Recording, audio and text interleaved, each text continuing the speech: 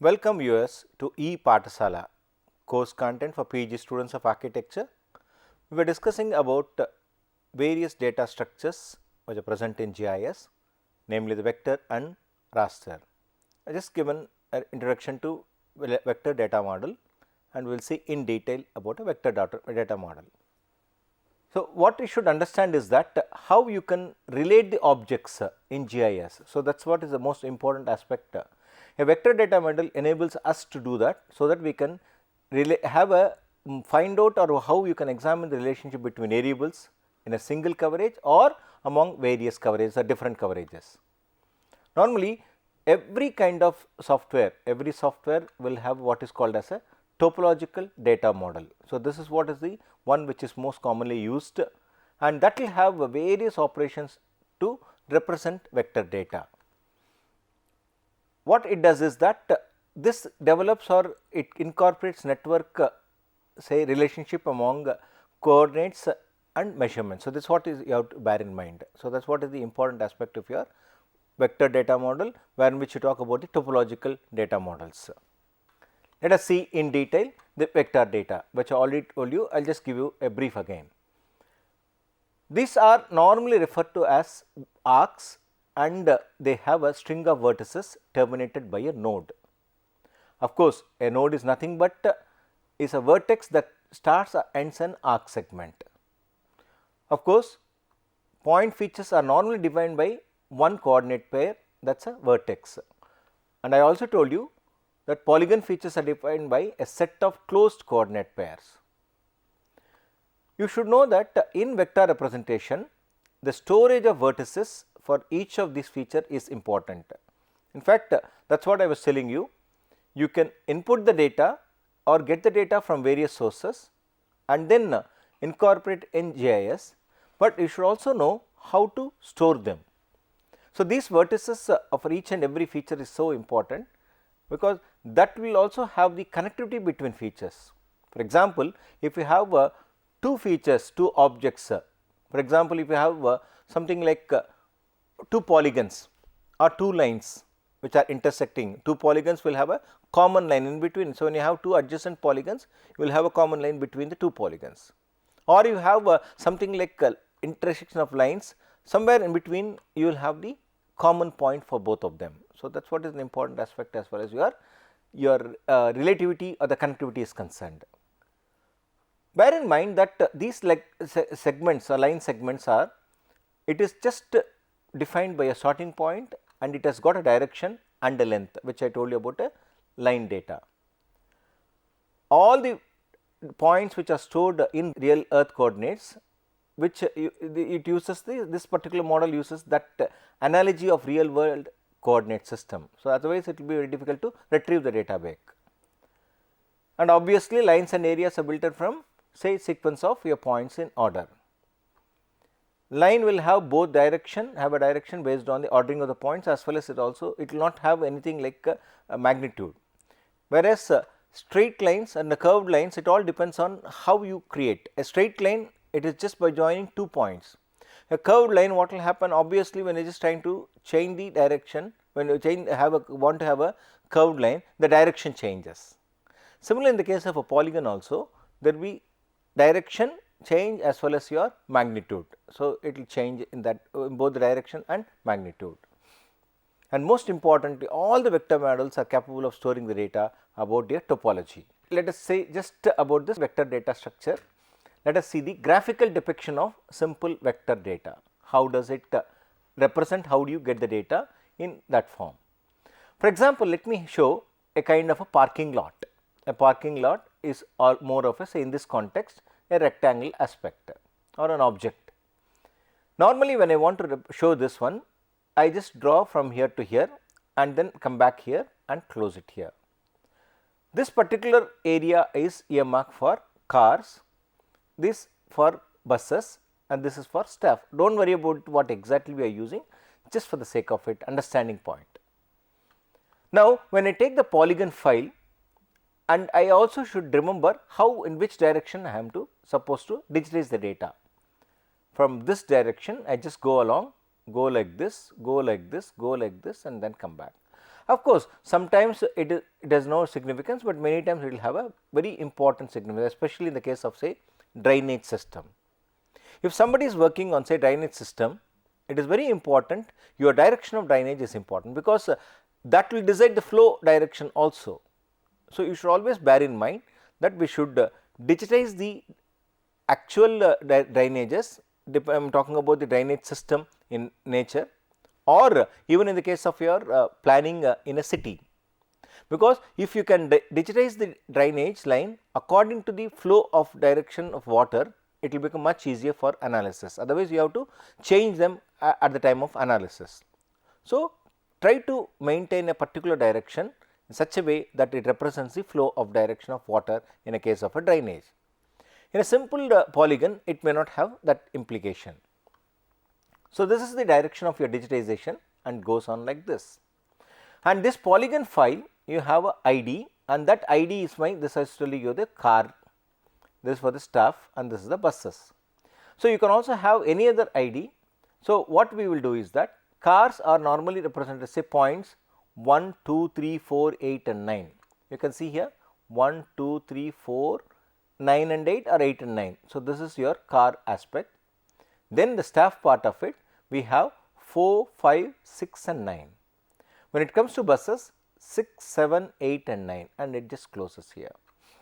When I take the representation as such, if I consider this 0, 0, this has say 20, 20 or 100, 100, how does it go? For example, this one value 1 and the x will be 0, y will be 0. Obviously, when I come to 2, x will be 0 and then y will be 10. When I come to the second aspect 3, it is 0 and 30 and so on and so forth. You just find that it varies over a distance from one point to another point, the values will be changing. And what are the various critical issues what we face in the form of say, in the case of say your vector data. The most important aspect in vector data is your topological consideration. Topology. What is topology? It is a mathematical way of connecting features on the surface with respect to the map. Every object, when I am just trying to show, that is what I think you remember when I told you about difference between a drawing and a map. When I am trying to generate a map, I will have to have some consideration to the details of connectivity, how an object is connected with each other. And when I am representing the objects in real world coordinate system, I will have to follow the topological rule. Vector data follows the topology to a precise level, so that I do not get any kind of error whatsoever with respect to the quantification of data. Qualitative representation is different from quantification. When I want to make measurements on the earth surface, I use some device, I go to the field and make a measurement. When I want to make measurement on a map, definitely I should make sure that the data is properly connected with each other. Of course, we have other aspects also in topology, I will tell you later. So, to make any kind of quantitative analysis on a sheet of paper, that is a map, you require topology.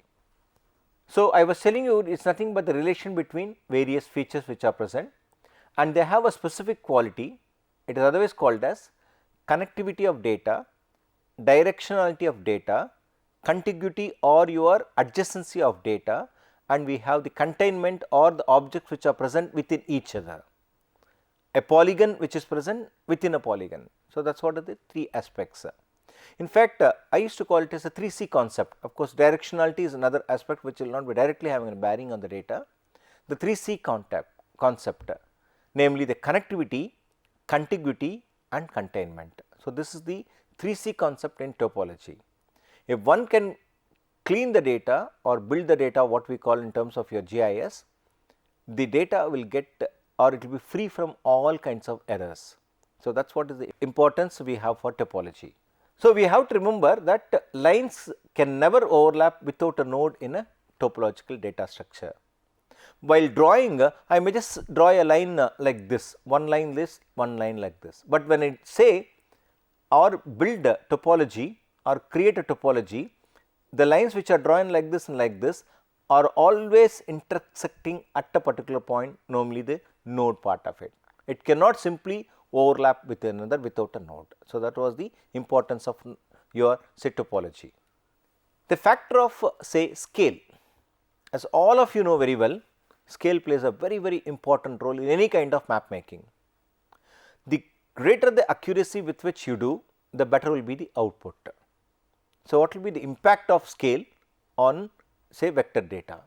It determines the precision with which the line feature can be represented. So, definitely the scale will be a factor there, and more importantly, when I want to represent a curved line.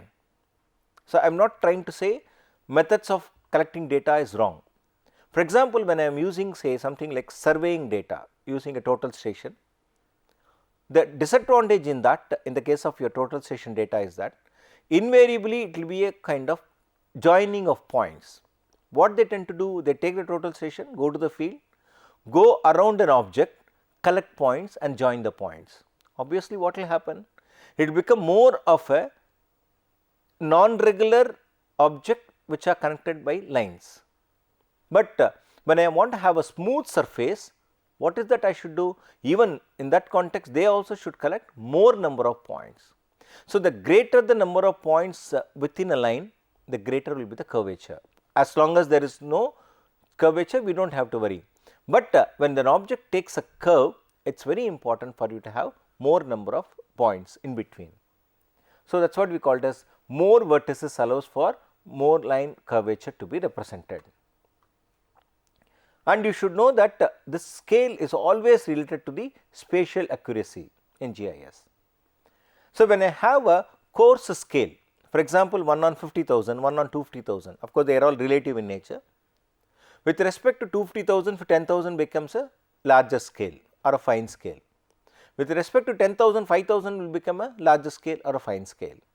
So, with respect to 5,000, 10,000 becomes a coarse scale, because it is only relative scale. So, the coarser the scale, the lesser the feature and the accuracy. The finer the scale, the greater will be the number of details which can be obtained, and the greater will be the accuracy of representing the data, even in the case of your vector data. Of course, when you want to represent the same feature from different sources, this is a very crucial point. When I have data which is being represented of the same area from different source. For example, data can be obtained with respect to geological aspects. Nobody would have prepared a geological map there. So, that map may be available in say 500,000 scale or 250,000 scale. But when it comes to soil data, again that also may not be available in the scale of a requirement. I may be preparing a very detailed drainage map on a 1 on 50,000 scale. But when I want to represent the same for the same area, geological aspects as well as soil aspects, I will not have that liberty. So, when I have two different sources of data, I will have to manage that very efficiently in GIS. So, it is very important to have similar scales when you are trying to show different thematic details of the same area. So, that plays an important role. So, you will have to integrate the data in a proper fashion. When you just look at the data, I will just tell you what all I have told you previously, I will just show you as a depiction here. Various details are given, and this is a simple map. It contains n number of polygons. You can see 1, 2, 3, 4, 5, 6, so many polygons are there, each represented by different color, just to show you a difference. This in general is called as a coverage. It will have a set of map features, and it will also consist of say annotation or text features. Annotation is nothing but your text detail. This is a polygon, this is another polygon, and it is, I was already telling you, it is bound, a polygon is bound by what is called as your arc. We will see the details little later. So, enclosed by arcs, and what are again arcs? It is nothing but line segments forming the polygon borders or individual linear features. Even for example, you can take this one or a street network. Points here, it is nothing but your simple single coordinate pair. This could be a point data. This could be a discrete point which may be representing the center of this polygon, or it could also be text detail. If you want to give a position of a text, where do you want to put your text data, this will will be important here. Of course, when I talk about the nodes part of it, you should know this is what I was telling you, the node. For this particular arc, this is the beginning node and this is the ending node, and this is your vertex or vertices if it is in plural. Of course, with this you can call it as vertices, node, vertex 1, vertex 2 and the node. And you see here there are no vertex, because there is no change in direction. This is what I have been telling you. When there is a change in direction of the linear aspect, then a vertex is introduced. Node, vertex 1, vertex 2, node, and this is straight. And you see here there are so many vertices in between this node and this node. So, this is what you have to remember in mind. So, all the details are given in this particular drawing. Of course, you also have one more point, namely the tick point. This is what is nothing but the registration of a control point. When I want to translate the data from a sheet of paper, that is your hard copy, to a soft copy by scanning, and then take the scanned copy into GIS, make this GIS system to understand what exactly is present where, I will have to register the data. This we have seen in the case of your registration of your map. So, in that context, all the control points which are given here, which are or the corners or anywhere in between any point you can take, they are called as ticks or registration control points.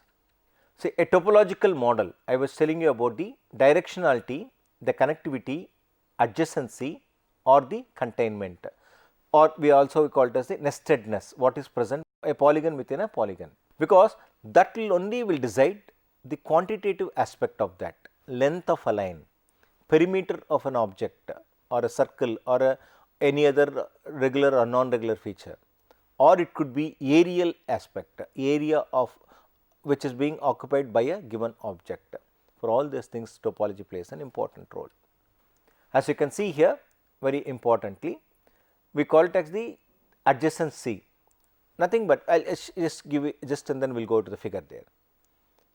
Connectivity, connectivity between one point and another point, that is what is connectivity. That is, if I am talking about something like, say, in any place, given place, say something like India Gate to another point, how is that particular point connected with each other? Or you talk about the airport, New Delhi airport to the railway station. Definitely you know that you can start from the railway station and take n number of routes to reach airport. You agree with me? If you want to go from railway station to airport, you may have different routes, and each of them are connected, unless otherwise they are not connected, it is not possible for you to reach. So, the connectivity depicts or shows that what is the connectivity between one point and another point through what? Various arcs. Then we have what is called as the adjacency, spatial adjacency or contiguity. I was talking to you about the 3C aspect. Connectivity is 3C and the second one is your adjacency. Spatial adjacency is one which aspect is present or which object is present adjacent to what object. To reach from one point to another point, you may have n different areas. So, when I say that, what is which area is present adjacent to which area? The contiguity or the spatial adjacency. Then we say containment. What object is present inside what object? For example, let us take a room. A room is one polygon. Inside a room, you may have a table or a chair. That means, this table or chair is occupying a part of the area of the room. If I take the room, for example, 10 by 10, within that a table of 3 feet or 2 feet length by 2 feet or 3 by 2 table may be occupying. That means, that particular area occupied by the table is not revocable as long as the table is present there. That means, the object is present there. You have a polygon room, you have another polygon 3 feet by 2 feet a table or 2 feet by 2 feet chair, and you should understand that contained this particular table is within a room polygon, an object which is contained within another object, containment. So, this is the third C. Please bear this in mind, this is a very, very important aspect in your GIS, topological aspects. So, coming back to this one, let me take 1, you see here, and this point 1 left of the polygon is your A, right to polygon is 0, nothing is there, 0, and then it is starting from node C to node A. Of course, you can also say A to C or C to A, does not matter. So, let me say if the starting node is C, it just goes like this is a vertex here and it comes here. Point number 2, so wherein which you have this line, it again you have to the left of it is A, to the right of it is your B. So, this is the polygon B, and it starts from B to C, this line B to C. So, this is to the left of it, to the right of it. So, if you start building the adjacents, that is what I was telling you, this particular line, what object is adjacent to the left, to the right, spatial adjacency, connectivity between 1 and 2, this is the point. If you want the third line, fifth line rather, and all of them are intersecting at this particular point, line 3, line 2 and line 1. So, if I want to reach say this particular point, I can start from here, go like this, come like this and come to this point, or I can start from here, go like this, come back here, or I can start from here, go along this particular point, go around and then come back here. So, this is the connectivity, this is the adjacency. When I talk about your containment, what object is present within another object? You should understand that object D here is present within the object P. Obviously, though this B is occupying the entire space, you should remember object D is occupying this space. Then definitely B will not have or will not include this area, because it is occupied by some other object, unless otherwise it is cleared. In our context, normally if let us say in any given area, what is present today may not be present tomorrow. A plot of land, when I am planning to construct a building, I want to prepare a plan for that. A plot of land may be containing an old building. In a record, older record, that particular plot of land will be showing a building already present there, but I am not interested in, because I know pretty well it is not possible for me to construct another building without demolishing the old building, is not it? You agree with me?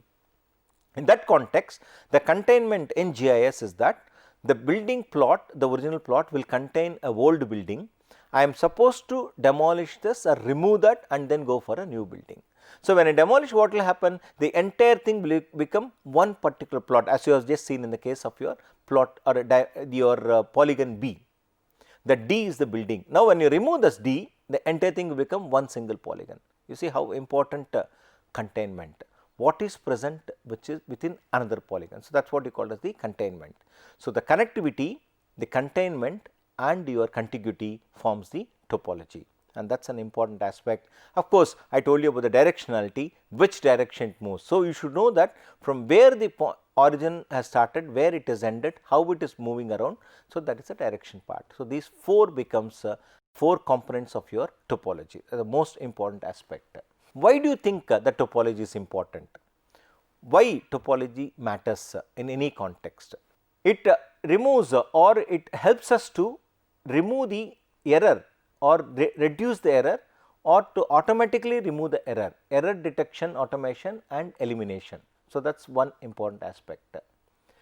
Then when I am trying to make changes or when I am trying to correct the errors, I can also think of snapping the data. I can give a tolerance limit to the system.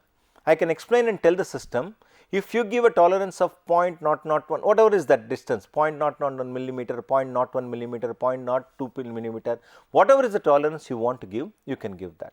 Obviously, what will the system do? It will automatically snap that. If I do not give the tolerance limit, it will simply try to collect the data or try to link the data which are not relevant to the adjacent aspects. So, what we do is that we give a tolerance limit to the explain the system, this is what is my tolerance limit, kindly snap the data. So, automatically the data will be snapped. So, to remove an error which is present, we will see that a little later. Just to get an idea, we give a tolerance limit and ask the system to snap the data. And very importantly, we will be in a position to go for a overlay analogy. Please remember that I was telling you about a room consisting of n number of objects. This room, the outline of the room will become the outline of the polygon, that is one layer. The second layer will be your various chairs which are present. The third layer will be your various tables which are present in that room. So, when I am trying to overlay one over other, I need some topological relationship. Otherwise, what will happen? I will be overlaying, if it is not properly connected, the tables and chairs will get clashed, isn't it? So, what is that we are supposed to do is that we need to have a topology. When I have the topology, overlay becomes easy. So, the first line or the overlay layer will be your polygon depicting the boundary of that room. The second layer will be the your various chairs which are present. So, when I overlay the chairs or the tables which are present in that room, it will occupy a space and it will not allow other objects to occupy that space unless otherwise it is moved. So, the chairs will occupy its own space, the tables will occupy its own space, and the entire thing is bound by the polygon of the room. So, that is what is the analogy you use. So, overlay analogy for any kind of representing the object to its original position, and that finally it will help you to analyze the data spatially. If you want to find out what is the distance between one object and another object, how do I plan to plan a kind of an auditorium? I know that when I want to plan an auditorium, that there should be some relationship amongst the objects, various chairs which are present. I want to put them together. So, I will decide between one chair and another chair what is the distance is required. So, in a given row I may have n number of chairs, 10, 15, 20 depending upon the size of the auditorium. Then I may have the podium, I may have the main dais. So, on the dais I may have various other features which are, see, you can also talk about the directionality. Chairs which are facing the dais will be in the opposite direction the chairs which are present on the dais, isn't it? So, obviously, here the position, its connectivity and containment. Containment is the chairs within the table. See, everything is connected to one another. The containment, the contiguity. So, which chair is present adjacent to which chair? And if you have any table, sometimes you may also have an auditorium table and chairs together.